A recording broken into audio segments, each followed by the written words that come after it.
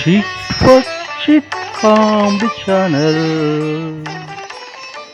Comedy news from Narada. ముందుగా ఓటర్లకు ఎన్నికల శుభాకాంక్షలు. సినీ ప్రియులకు క్రిటిక్స్కి స్వాగతం. ఈరోజు మన టాపిక్ కమర్షియల్ సినిమా అంటే సినిమాకు సామాజిక బాధ్యత ఉన్నదా లేదా? ఈ టాపిక్ గురించి చర్చించేందుకు వస్తున్నారు గ్లోబల్ స్టార్ రామ్ చరణ్ తాతగారు కొణిదెల వెంకట్రావు గారు.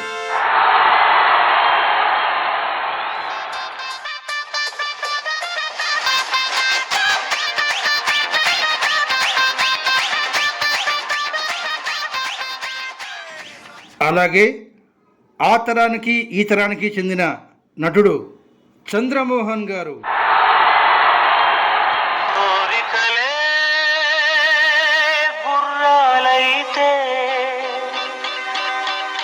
ఊహలకే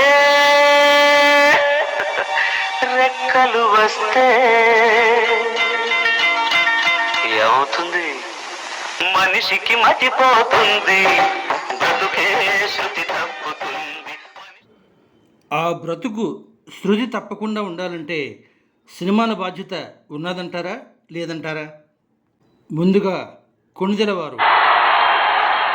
కళ అంటేనే సమాజాన్ని జాగృతం చేసేది. అది ఏదైనా కానీ సినిమా కావచ్చు, నాటకం కావచ్చు. కమర్షియల్ అని పరుగులు పెడుతున్నారు. ఉదాహరణకి ఆదుర్తి సుబ్బారావు గారు దర్శకత్వం వహించిన మాయదారి మల్లిగాడి సినిమాని తీసుకుందాం.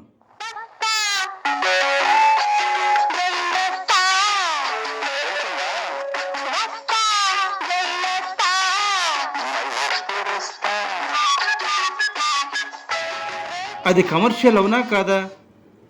మరి అందులో మెయిన్ పాయింట్ ఏమిటి? God is truth. మతం ఏదైనా సత్యం ఒక్కటే. మాయదారి Malligadu title it self a commercial. అది సూపర్ హిట్ మూవీ. అందులో సన్నివేశాలన్నీ కూడా కమర్షియల్ ఎలిమెంట్సే. అద్భుతమైన కథ, కథనం. ఇప్పటికీ ఆ సినిమాలో సన్నివేశాలు ఎన్నో సినిమాల్లో కనిపిస్తున్నాయంటే ఆశ్చర్యం లేదు. ఇప్పటి సినిమాలు అనగానే చంద్రమోహన్ గారు రెడీ అవుతున్నారు. మాయదారి మల్లిగాడు వచ్చిన 30 ఏళ్లకి మహేష్ బాబు అతడు సినిమా వచ్చింది.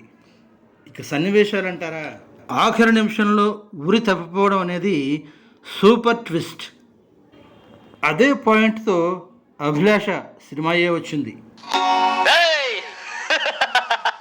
నవ్వుతూ బతకాలిరా తమ్ముడు, నవ్వుతూ సావాలిరా.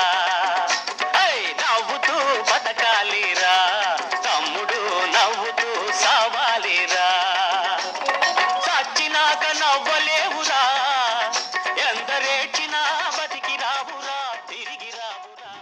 జైల్లో ఇటువంటి సన్నివేశమే ఓన్లీ మ్యూజిక్తో చిరంజీవి గారు అభిలాష సినిమాలో చేసి చూపించారు.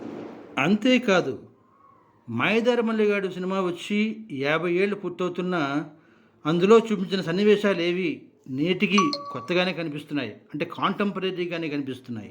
దీనిని బట్టి సమాజంలో మన అభివృద్ధి ఎలా ఉంది అన్నది ఒక అంచనా వేసుకోవచ్చు. కొణిదెల సార్ చెప్పింది కరెక్ట్. సూపర్ స్టార్ కృష్ణ గారు మాయదారి మల్లిగాడు సినిమాలో ఓ పంట చేలో రాళ్ళు కదుపుతున్న సన్నివేశాన్ని గురించి ఒక సీన్ చేస్తారు. సేమ్ అటువంటి సీన్ మనకి అతడు సినిమాలో మహేష్ బాబు గారు చేసి చూపిస్తారు. అంటే ఇక్కడ మనం గమనించాల్సింది 50 ఏళ్లలో మనం ఎక్కడున్న వాళ్ళం అక్కడే ఉన్నాం. కాకపోతే అది రాయి, ఇది కంచె.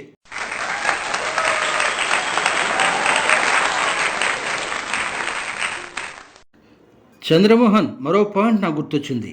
మాయదారి మల్లిగాడిలో ఓ చిన్న అబ్బాయిని తల్లి జిజియాబాయి లాగా పెంచుతూ ఉంటుంది. అతడు సినిమాలో పెడదోవ పట్టిన ఓ అబ్బాయి ఉమ్మడి కుటుంబంలో చేరి భారతీయ సనాతన సంప్రదాయ విలువలకు ఆకర్షితుడై మారిపోతాడు. That is Trivikram Srinivas. ఇంతకీ ఈరోజు మన వార్త జోక్ ఏంటంటే ఎలక్షన్లు అయ్యాయి, అతను గెలిచాడు. గెలిచిన మత్తులో పడుకున్నాడు, ఉదయం లేచాడు. ఏమైందో చూడండి. ఎవరక్కడ? ద్వారపాలకులేరి, నేను ధృతరాష్ట్రుణ్ణి. హస్తిన రాజకీయ విశేషాలు భీష్ముల వారితో మాట్లాడాలి, నన్ను అక్కడ తీసుకెళ్ళండి. ఏమండి, ఏం మాట్లాడుతున్నారు? తీసుకెళ్ళడం ఏంటి? మీకు కళ్ళు కనిపిస్తాయి కదా. ధృతరాష్ట్రుడికి కళ్ళు కనిపించవే. గాంధారి, నువ్వు కూడా కళ్ళకి పట్టి కట్టుకో. ఏమైందబ్బా? రాత్రి బాగానే ఉన్నాడు. సరే, అదిగో భీష్ముల వారే వచ్చారు. అయితే మీరంతా ఇక్కడెందుకు? పొండి. ఇది రహస్య ఆంతరంగిక సమావేశం. తండ్రి భీష్మ, నేను ఎలక్షన్లో గెలిచాను. ఈ దేశానికి రాజు అంటే ఈ భూములు కూడా నావే కదా. అందుకు ఇక నుంచి భూములన్నీ నా పేరు మీదే ప్రజలకు కౌలుకి ఇస్తాం. వాళ్ళు మనకు కప్పం చెల్లించాలి. ఇది అన్యాయం నాయనా. అలా ఉంటేనే ప్రజలకు మన మీద గౌరవం, భయం ఉంటాయి. అదే సార్వభౌమాధికారం. నా మాటకు తిరుగులేదు. గెలిస్తే కూడా మైండ్ దెబ్బుద్దని ఇప్పుడే తెలిసింది. ఈయన తిన్నంగా పిచ్చాస్పట్ల పడేయండి.